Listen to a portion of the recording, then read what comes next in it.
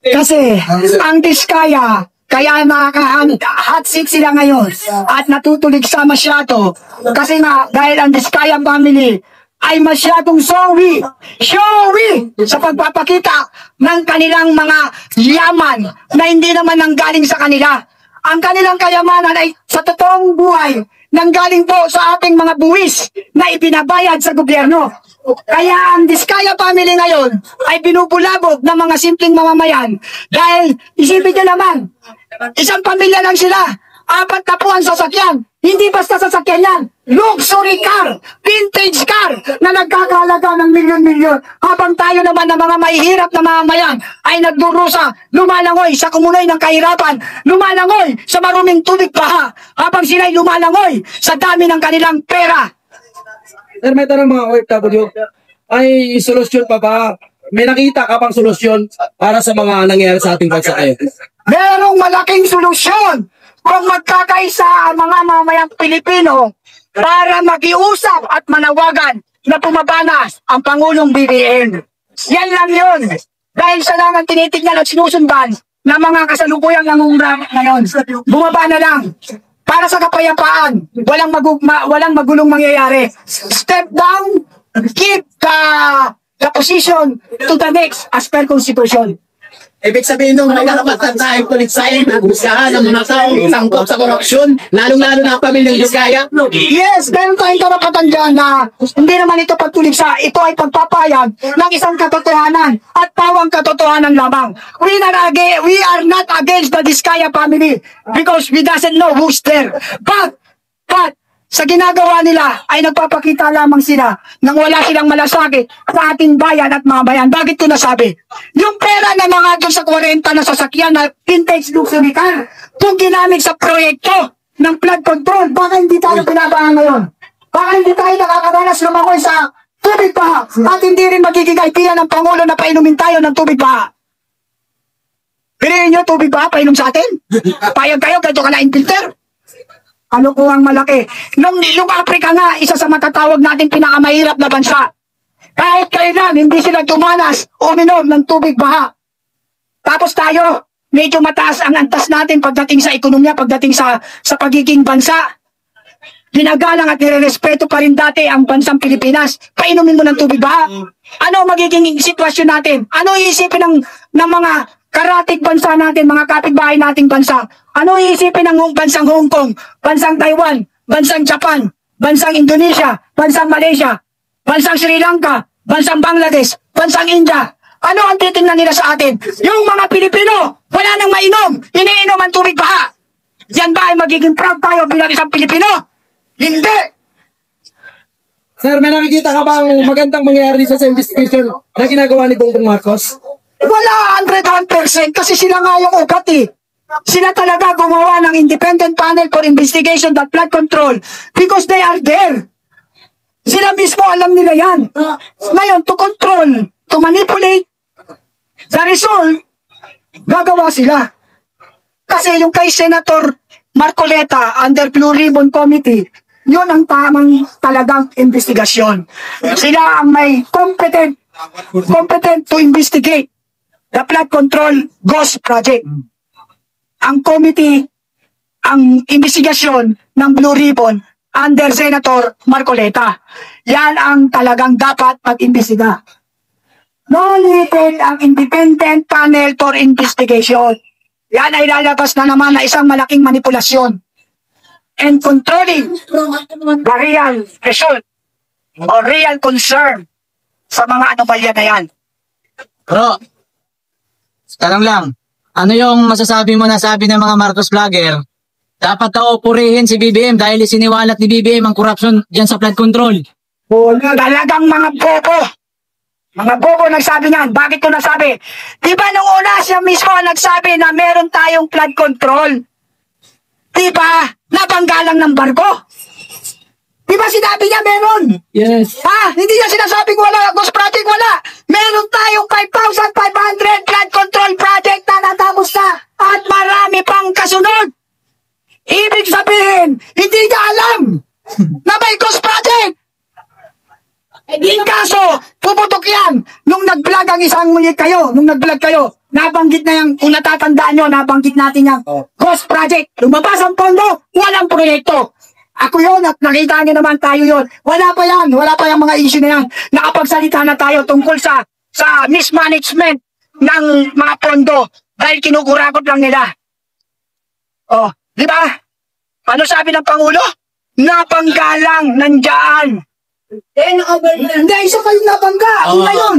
Pangalawa yung na-overwhelm. Naunang banggit na, napanggalang ng barko. Pangalawa, tumagal, hindi na effective yung bangga ng barko dahil sinita siya. Asa ng barko? Ngayon, ang ginawa niya na lang, pangalawang statement, na-overwhelm. Eh bakit may baha? Alam nyo, mabait ang Panginoon natin. Yung mga sunod-sunod na pag-ulan at bagyo, yan ay pagpapatunay lamang na ibinipisto ng Pangulo ng Panginoong Diyos ang mga katiwalian sa flood control project. Dahil kung hindi papagyo at hindi uulan, hindi matutuklasan na yung mga pagbaha ay nawawala na pala ang pondo sa flood control project. Kaya yan ay isang pagsisiwalat ng ating Panginoon. Ibinipisto niya ang pamahalaan na yung pondo ng flood control project ay wala na. Ang katunayan, ito, bumaba kayo. To see is to believe. Sir, ano masasabi mo na parang gusto nilang i-connect sa Duterte administration ang issue ng flood control? Kung mag-iimbestiga sila, salamat sa tanong, maganda yan. Kung mag-iimbestiga sila o magre-research sila, hindi yan, walang kaugnayan si Pangulong Duterte. Sa katunayan, si Pangulong Duterte pa nga ang stopper. Na-stop ang mga proyekto na walang sapat na dokumento. Naging mahigpit sa dokumento ang term ni Pangulong Duterte. Kung i-research nyo, malalaman at matutuklasan nyo. Huwag kayong maniniwala sa mga vlogger na sa kadiliman o mga Marcos vlogger. Dahil sila, ang pinoproteksyonan nila ay hindi ang bayan at mamayan. Ang pinoproteksyonan ng Marcos vlogger ay ang Marcos at ang kaalyado nito. Yun po ang katotohanan. Kaya nabanggit nila na si Duterte ay may kaugnayan dyan sa mga flood control. Imposible po yan. Dahil pag ni-research nyo, siya ang nagigpit ng mga dokumento o requirement para sa project. Yes! Kaya, Ano ba yun, sir? kaya hindi totoo yun. Anong? Water by, bro. Water. Hindi kayo nito pa. Hindi nga natabihan niya ako. Water sa waiter. Pag-usapan din natin yung ano.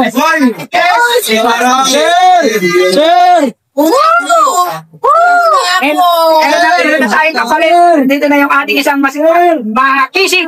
Ang makisig nating nagsimula rin dito. Bayan. Sir, interview ka muna namin. Sir, patikin muna, sir. Sir, kumain ka ba? Patikim. Sir, kung di patikim lang. May mamagdag kasama ko. Sir, Eric. Sa loob, sir. Tanong pa. Abang alis ako maya-maya. Tanong pa. Tatanong mo na kayo. Ito na ang ating makisig na isa sa mga nagpayag ng katotohanan. Si Agent Morales. Sir, ano yung dyan? Ano yung komento mo sa lagi na lang topic sa press conference sa Malacanang, ang mga Duterte. Lagi na lang napaka-defensive ni Claire Castro. Sige, isa pa yan. Ate Claire, sa totoo lang, you are a bias. One-sided ka. Hindi dapat ganon. Ang katotohanan ay ang magpapalaya sa atin. The truth shall set us free. Pero yung ginagawa mo, isang malaking kasinungalingan.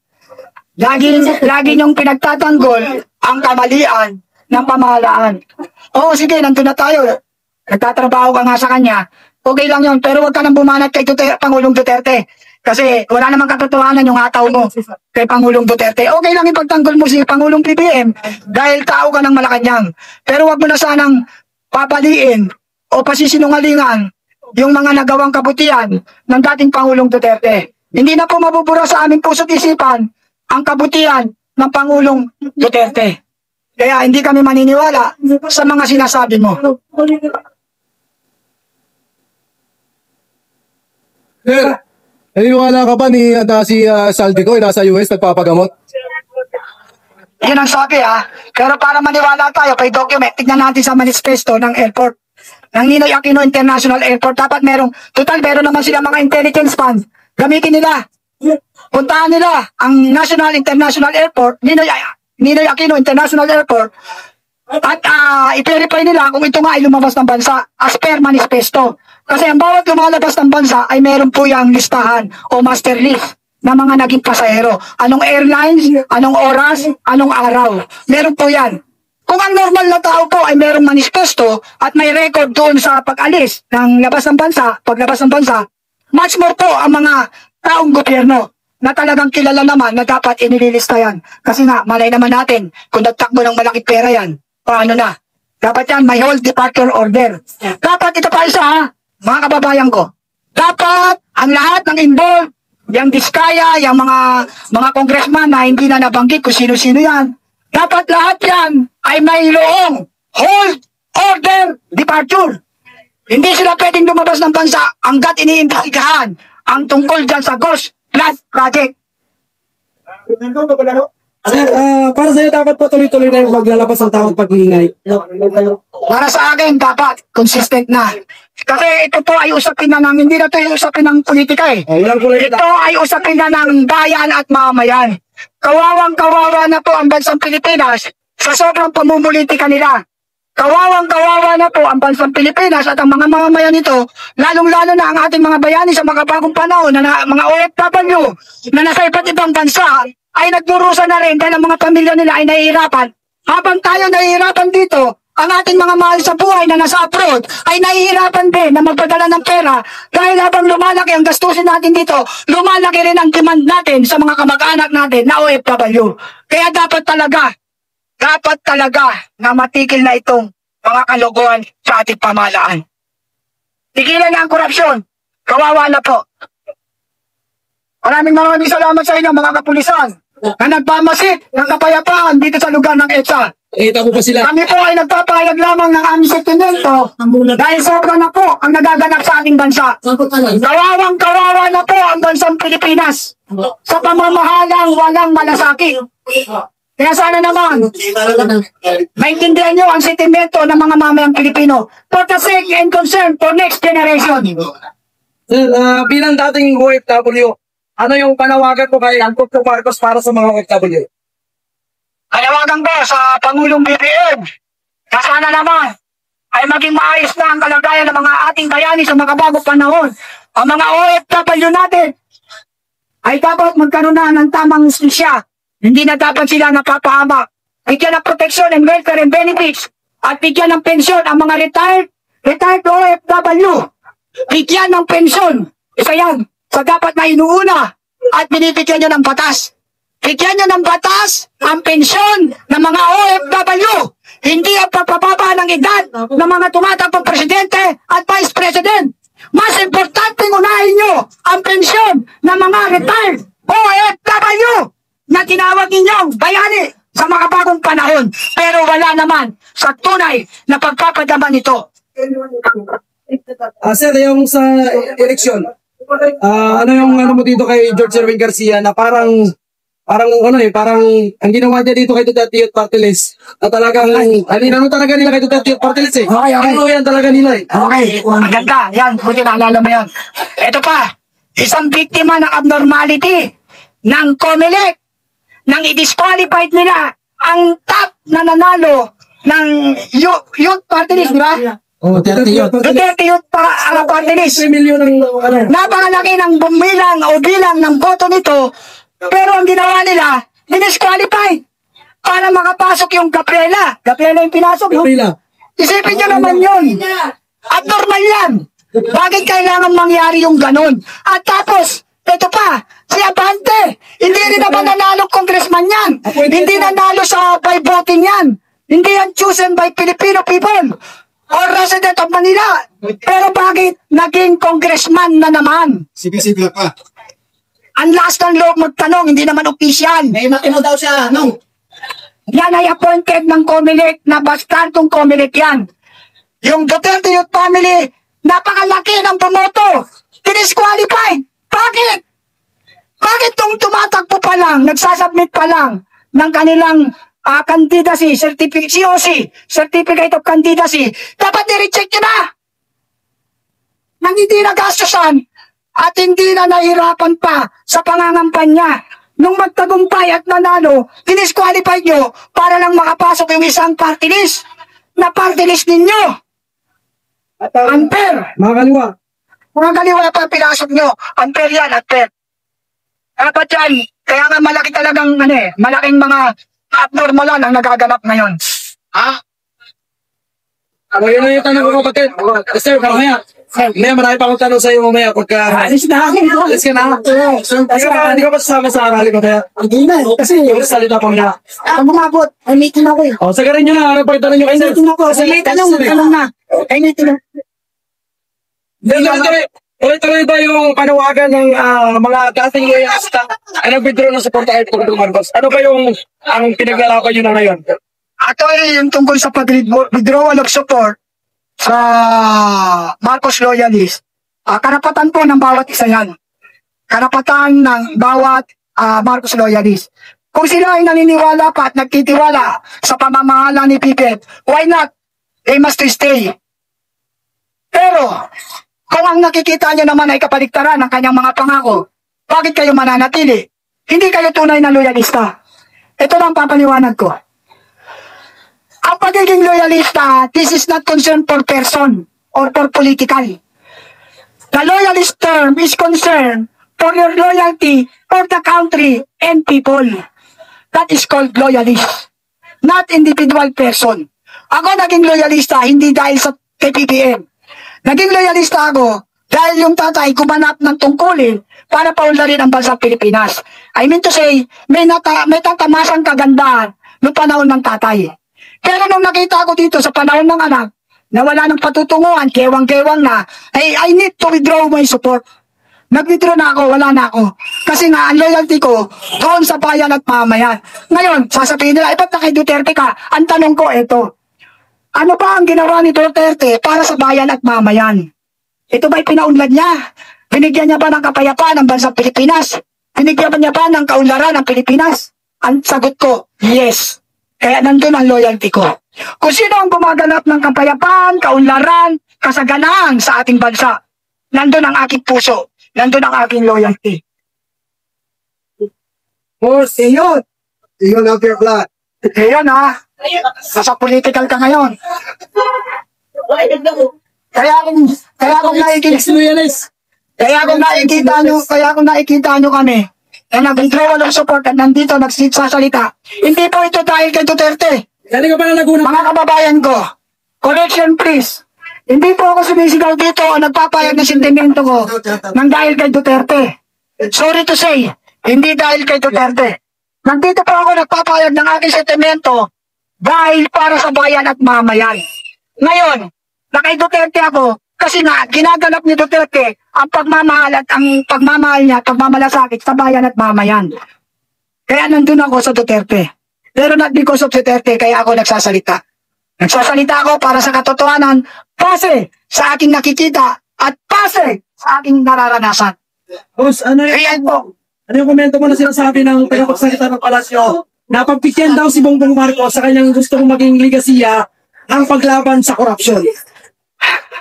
Paano lalabanan ng korupsyon? Paano pagbibigyan? Isasabihin. Ang tanong, nasaan ang pigil? Nasaan ang marikapan? Yun. Nasaan yung how many tons of gold Yun. reserve?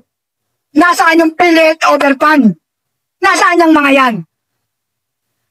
Di ba kung ikaw against sa korupsyon, ano ginawa mo dyan sa mga yan? Yan ba ay nailagay sa proyekto? Yan ba ay naibigay sa mga mamamayang Pilipino? Para tahasan mong sabihin o tahasan sabihin ni Ate Claire na pagbigyan si BBM? Ano ang pagbibigyan? Yun na mga sinapinanggit ko, hindi nga alam kung saan napunta. Paano yun? Paano natin? That is called conflict of statement.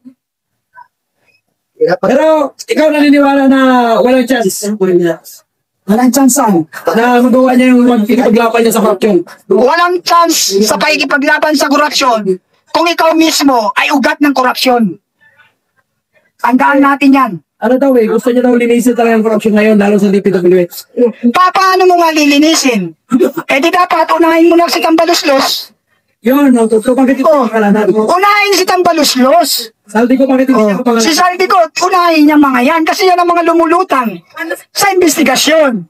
Kung talagang gusto mo na tigilan ang korupsyon, sila ang una mong sampulan. John, maniniwala ako sa yung gusto mangyari. Pero hanggat hindi ka umaaksyon laban sa mga tunay na korupsyon, sa mga tunay na involved sa korupsyon, ay hindi kami maniniwala na seryoso kang labanan ang korupsyon. Ang gagawin mo lang ay proteksyonan ang korupsyon. Yun. Tama. Kasi kung hindi mo pinoproteksyonan ng korupsyon, di dapat walang nangungurakot na mga taong gobyerno ngayon. Bakit nagawa ng Pangulong Duterte yan? Nung Pangulong Duterte, nagawa niyang walang korupsyon. Bakit ko nasabi? Ito mga kapatid, mga kababayan. Noong unpaid taxes ng Philippine Airlines under the ownership of Lucio Tan, nabawi niya yun. Pinagbayad niya yun. At sinabi niya,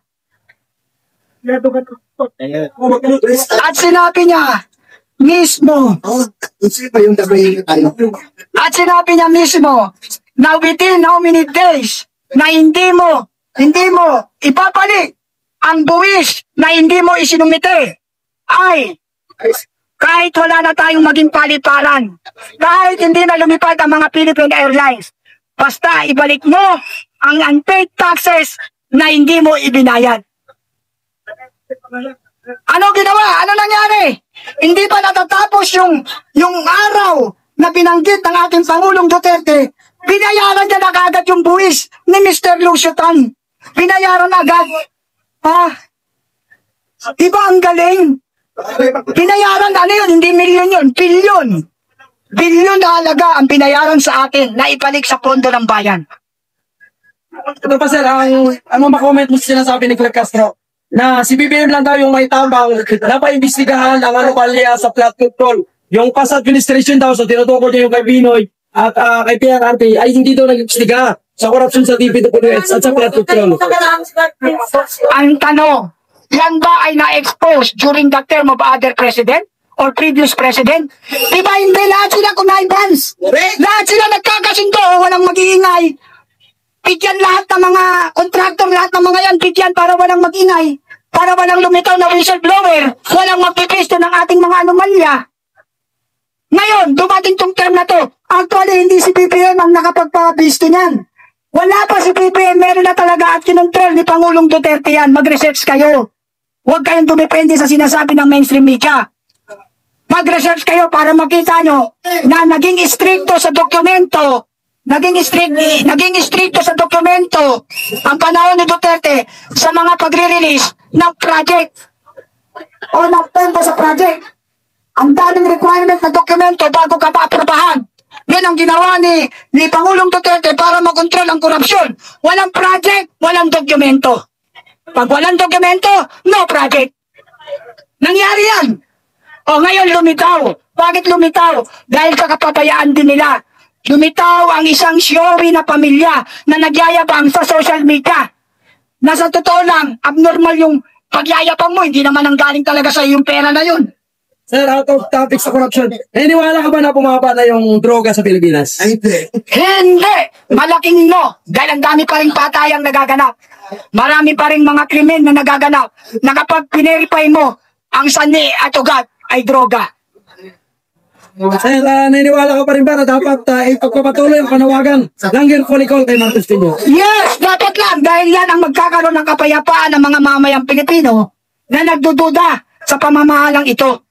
Kung ikaw naman talaga hindi gumagamit ng droga o ng drugs, bakit ka matatakot? Sa totoo lang, dapat nga ikaw pa naghahamon. Political test nyo no? Para magkaintindihan tayo. Hindi ako gumagamit, ayan, political test in public. Patawag ang NBI, patawag ang DOJ, patawag ang lahat. Umarap kayo dito, magpa-political test ako. Kayo magpapatunay na inosente ako at wala akong tugon ng droga. Dapat ikaw ang naghahamon. Hindi ikaw ang inahamon ng mamayan. Bakit ayaw mo? Ano ibig sabihin nun? Bakit takot? Bakit takot? Dapat hindi ka matakot. O ako, i-political test nyo ako kung gusto nyo magkaintindihan kung malaman kung sino may droga sa katawan. In public, I challenge the President. Ayaw nga niya. Kung hindi ka naman gumagamit, ba't ka matatakot? Dapat nga matuwa ka, hinahamon ka. Gusto nyo patunayan ko O sige, ito ako, wala. Oh. In blood test, in urine test, in follicle test, I'm negative. Okay, final question, sir. Alam ko pagod ka na. Ano yung nakikita mong solusyon para mawakasan ng korupsyon, droga, at krimen na malalangayin sa ating bansa? Ano?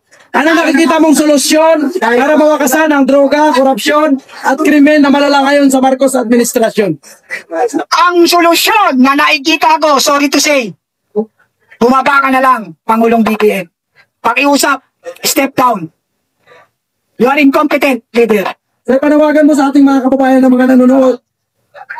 Panawagan ko sa mga lahat ng mga kababayan natin na nakakapanood ng live ng ating mga pakikisig at maginoong vlogger na nandito para magayag ng sentimento at maipahayag ang mga kaganapan. Lalong-lalo na sa mga OFW na sa iba't ibang parte ng bansa. Manalangin po kayo. Patuloy kayong manalangin sa Panginoon Diyos na sana matapos na itong mga ka-abnormalan nangyayari sa ating bansa. At sana naman, magkaroon ng political will ang ating mga politiko o politician. Sana lahat ng ating mga politician, mga mahal kong kababayan, mga OFW, lahat man Pilipino, sana manalangin tayo na ang ating mga politiko ay magkaroon na rin ng isang tunay na pagkakaisa. Pagkakaisa para paunlarin ang ating bansa. Tigilan na nila ang kanilang mga pangungurakot dahil mayayaman naman na sila. Mga politiko, na mga kurakot. Hindi lahat May mga mabubuting politiko. Pakiusap ko lang, tigilan nyo na ang pangungurakot. Total, mayayaman na kayo. Paunlarin nyo naman ang bansang Pilipinas at ang mga mamamayan nito. Maraming mga walang tahanan, maraming mga OFW na minamaltrato, nilalapastangan, hindi pinapasahod sa labas ng bansa. Yan po ang inyong tutukan ng isip. Yan po ang tutukan nyo ng batas. Bigyan nyo ng batas para sa mga pensyon ang mga retired OFW na naghirap at naging economic soldier. Sila ang mga sundalo ng ekonomiya na nagpapaunlad sa ating bansa. Kaya sana naman, huwag nyong kalilimutan ang ating mga OFW na naghihirap sa labas ng bansa. Matugunan lamang ang pangangailangan ng kanilang mga pamilya. Maawa na po kayo mga politiko. Maawa kayo sa bansang Pilipinas. Napag-iiwanan na po tayo ng ating mga kapitbahay na bansa. Maawa kayo. Tigilan nyo na ang pamumulitika. Tigilan nyo na ang pangungurakot. Total, may mga sahod naman kayo. Umasa at manindigan na lang kayo sa sahod nyo. Malalaki naman ang sahod nyo. Tama na ang pangungurakot. Tama na. Maawa na kayo. Yan ang aking pag-iusap. Ferdinand de los Reyes, OFW Leader Advocates.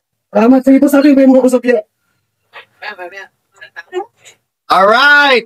Mega love shoutout Unang-una sa lahat. Kilala ka muna, boss. Ako pala si Leon Javier Vlog, Solid TTS. Ako nandito ako sa EDSA Shrine para makipag-isa, para ibaba na, tama na yung corruption, ginagawa ni Pangag.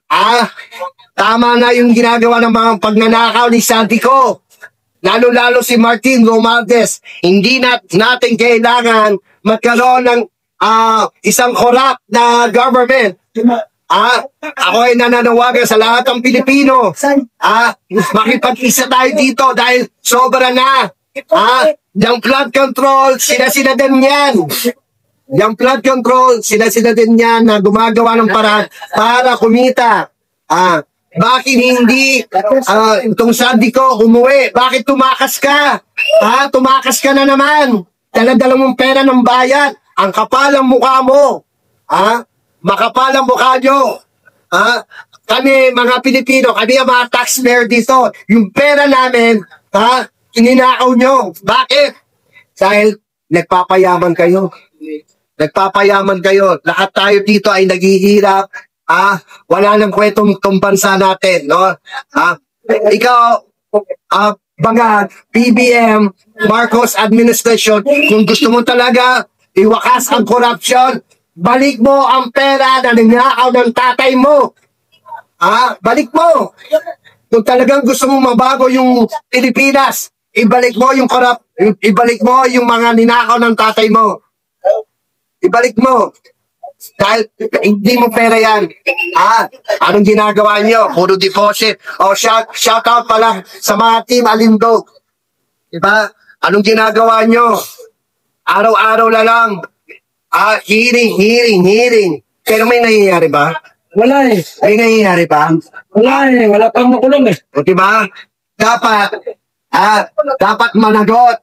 Kung gusto mo talagang magbago, yung pananaw na hindi ka magnanakaw, ibalik mo yung pera.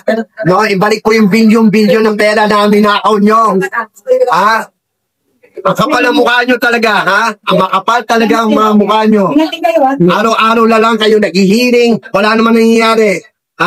Yung flood control, 5,500. After 3 years, kayo mo lang sasabihin, may nalaman ka sa flood control? After 3 years, 3 taon ka na nag-presidente. Ngayon mo lang sasabihin, may corrupt sa flood control. O, di ba? May nangyari ba? Bago mo isilipin ang flood control, ibalik mo ang pera na ninakaw ng tatay mo. Yan ang katotohanan dyan. Itigil na natin to, no? Dapat tayo, Pilipino, isa tayo dito, pumunta kayo dito, ipaglaban yung karapatan nyo. Dinanakawan na tayo ng pera. Araw-araw. Eto, sisilipin kita, Bagag. 4.5 billion na confidential fund. Sige nga, ilabas mo yan. Ilabas mo. Ayaw mo ilabas? Hindi mo kaya ilabas. Dahil yan, di ba? At sana, tuloy-tuloy natin ang pagsuporta kay Tatay Digong, no? Ipagdasal natin na makalabas ang siya. No, yung panahon na yung nanay mo, si Imelda Marcos, kukulong sana. Ano sinabi ni Tatay Digong? Huwag niyo ikulong, i-house arrest nyo na lang. Diba? Tama po ba ako? Diba? Patanda na, huwag ikulong. Diba? Pero ano ginawa mo kay Tatay Digong? Pinakulong mo. Isa kang demonyo. Isa kang demonyo. Yan kay alam mo, the first time na pumasok ka sa Malacanang, ang problema kasi sa'yo, pinapasok mo ang sindikato. Pinapasok mo ang sindikato sa Malacanang. Sino ba yung sindikato? Sabi ko! Diba? Sabi ko ang sindikato. Tama na yung maawa naman kayo sa bansa. No? Maawa naman po kayo. Yun lang. Dito na sana ako sa'yo eh. Sige. Naniniwala ka bang masolusyonan ng korupsyon? Ay wala, hindi ako naniniwala masolusyonan ng korupsyon. Bakit? Sila din ang korap. Sila din yung nagkukorap eh. Paano magkakaroon ng solusyon ng korupsyon? Okay, salamat boss. Okay, salamat eh. Thank you. So, kaya kasi patikim pa lang yun. Shout out to mga kapaya. Patikim pala yan. Kasi ito natin. Pero dati ito programa talaga sa natin. Kaya, round of box. Mamaya pa po yung programa natin para kapayan. Mamaya pa po, doon sila mahirig. At isa sa loob. Si Boss Steve, nandito na rin, no? Hello, Boss Jonathan, nandito na rin. So, mamaya pa po ang talagang yung programa natin. Marami po. Ito na nga.